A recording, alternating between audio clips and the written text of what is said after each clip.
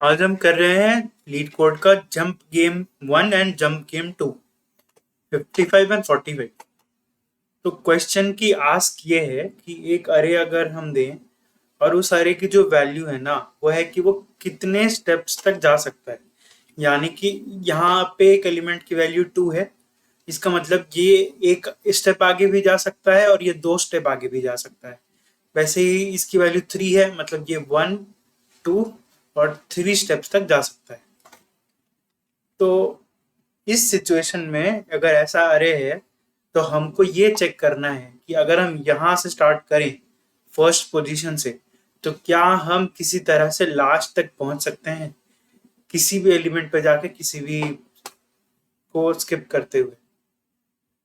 तो सबसे पहला सोल्यूशन जो दिमाग में आता है वो ये है कि हर आइटम पे चेक करते जाएं कि क्या यहाँ से नेक्स्ट पे जाऊंगा तो ये चलेगा, फिर क्योंकि ये 2 स्टेप जाएगा तो फिर यहाँ पे भी जाके देखता हूँ कि यहाँ से सोल्यूशन होगा क्या। फिर 3 पे आते हैं, फिर 3 से देखेंगे कि अच्छा यहाँ से जाएगा। मतलब हर एलिमेंट पे फिर जाके नेक्स्ट वाले एलिमेंट तक देखना पड़ेगा। इसका कोड रिकर्सिव है, तो वो कैसे होता है, हम 0 से स्टार्ट करते हैं। तो 0 पे अगर हमारी बेस कंडीशन ये है, रिकर्शन अगर आप नहीं जानते तो क्या होता है कि एक फंक्शन खुद को ही कॉल करते जाता है कुछ अपडेटेड पैरामीटर्स के साथ। तो उसमें एक बेस कंडीशन देना पड़ता है जो कि लास्ट फंक्शन जाके वहां रुक जाए। तो यहाँ बेस कंडीशन ये है कि अगर हम लास्ट आइटम तक पहुंच गए तो ट्रू रिटर्न कर देगा ये फंक्शन हमारा। अदरवाइज क्या होगा, कुछ एक और कंडीशन की वजह से वो एक दूसरे को कॉल करता चला जाएगा। तो यहाँ हम देख रहे हैं कि अच्छा हमारे इस इंडेक्स पे कितनी दूर तक जाया जा सकता है, जो कि है पोजीशन प्लस उस पोजीशन की वैल्यू। ऐसा क्यों?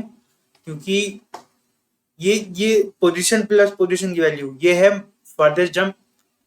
ये हर तरह के सोल्यूशन जो हम ट्राई करेंगे इस प्रॉब्लम के लिए, सब में ये काम आएगी। उसका मतलब क्या है, जिससे यहाँ ये 0th इंडेक्स पे है, ठीक है, और इसकी वैल्यू 2 है, तो ये मैक्सिमम इसका इंडेक्स प्लस इसकी वैल्यू इस इंडेक्स तक जा सकता है। 0, 1 एंड 2 ये यहाँ तक आ सकता है। जैसे 3 है, 3 की इंडेक्स है 1 और 3 की वैल्यू ये 4th इंडेक्स तक जा सकता है, यहाँ से 1, 2, 3 एंड 4th। तो अगर हम इस फंक्शन पे जाएंगे तो पहला इंडेक्स हमको क्या बोलेगा कि हाँ ये 2 तक जा सकता है, ठीक है। फिर हम देखेंगे कि अच्छा 2 से जाना चालू करते हैं, तो सबसे पहले एक बार सेकंड एलिमेंट देखते हैं, इसके बाद वाला क्या ये जा पाएगा। तो उसके लिए हम फिर से एक रिकर्सिव फंक्शन कॉल कर देंगे 1 के साथ। जैसे हम 3 पे आएंगे वैसे हम देखते हैं, हाँ 3 तो हमारी बेस कंडीशन को सेटिस्फाई कर रहा है। यानी कि 3 का जो ये जंप वाला वैल्यू है ये 4 तक पहुंच जाएगा, तो हमको सोल्यूशन मिल जाएगा ट्रू। पर ये है ना, ये प्रॉब्लम है 2 to the power n complexity की। जब भी रिकर्सिव फंक्शंस हम बनाते हैं तो देखते हैं जैसे कि अगर n साइज की अरे है तो जनरली ये टूटती है 2 n-1 साइज के फंक्शंस में। उसी तरह ये भी उससे छोटे साइज के फंक्शंस में टूटती जाती है। तो इसीलिए इसका टाइम कॉम्प्लेक्सिटी इस ऑर्डर का होता है। बाकी आप इस ऑर्डर के टाइम कॉम्प्लेक्सिटी के बारे में और पढ़ सकते हैं।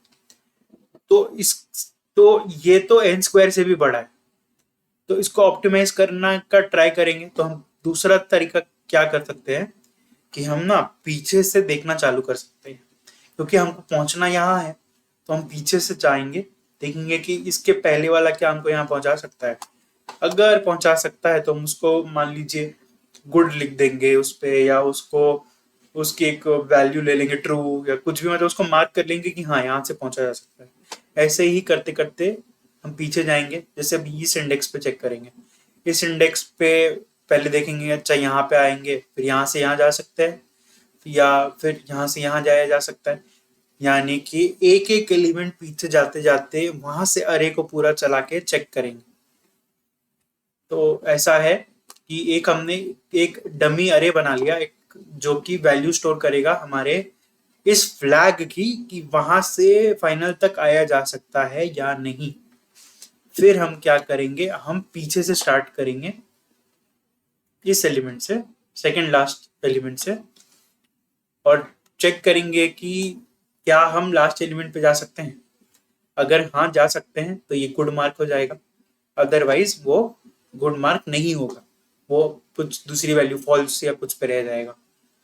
अगर हमारे 0th इंडेक्स पे ये वैल्यू ट्रू या गुड आती है, इसका ये मतलब हुआ कि हाँ यहां से चलकर यहां तक जाया जा सकता है।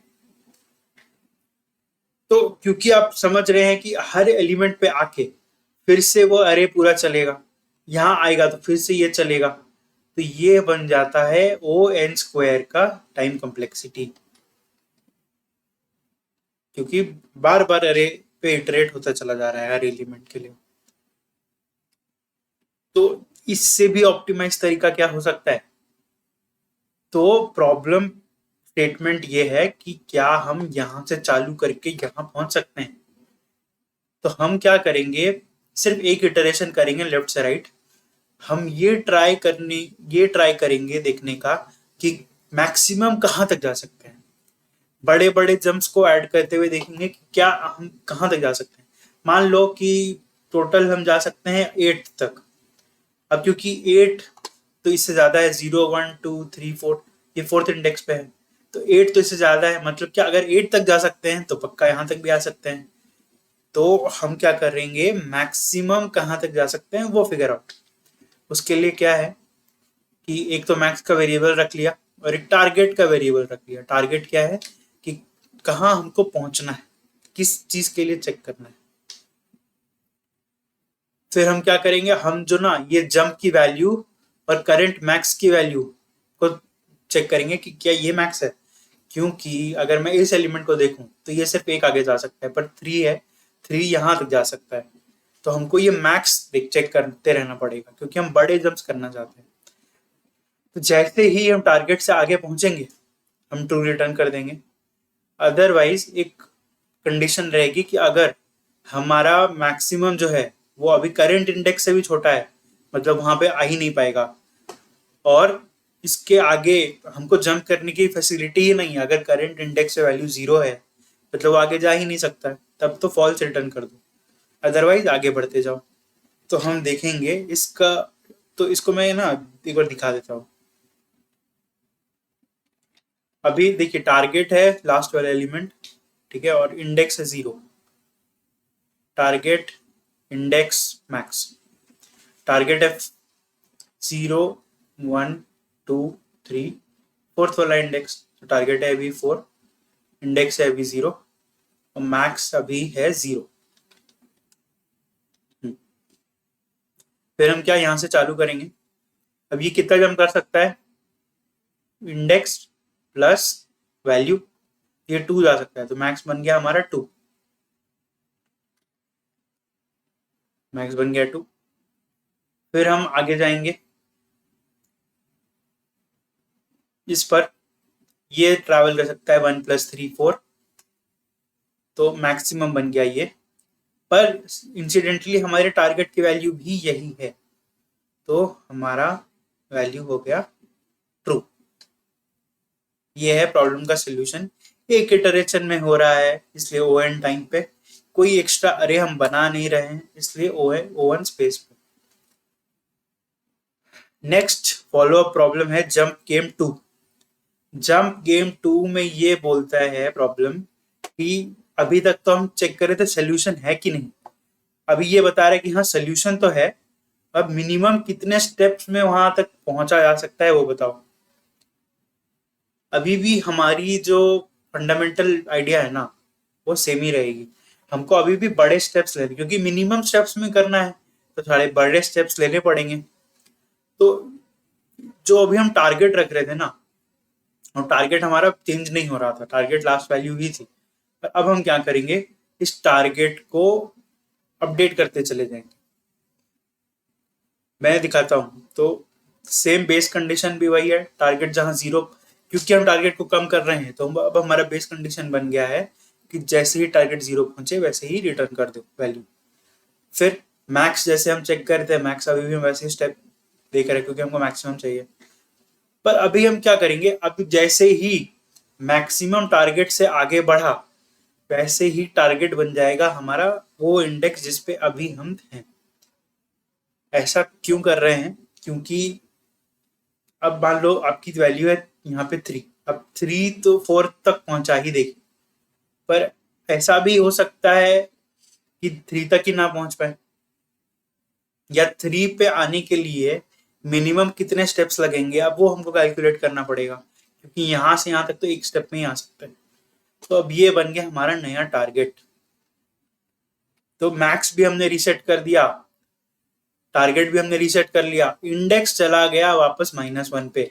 मतलब हम क्या चाहते हैं, क्योंकि ये वाइल लूप लिखी है हमने, ये हमने एक वाइल लूप लिखी है, मतलब क्या होगा, हर जब भी ये लूप एग्जीक्यूट करना खत्म होगा यहाँ लास्ट में इंडेक्स को बढ़ा देंगे।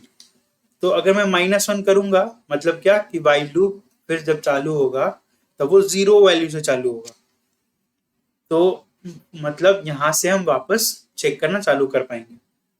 तो हमने इंडेक्स को भी अपडेट कर लिया, और स्टेप्स, क्योंकि अब हमको एक स्टेप मिल गया है कि हम यहाँ से यहाँ तक एक स्टेप में पहुंच सकते हैं, तो हम स्टेप्स को भी इंक्रीज कर देंगे। तो बस इस सोल्यूशन से हम फिर से एक ही इटरेशन में सेम टाइम में पहुंच सकते हैं लास्ट वैल्यू तक।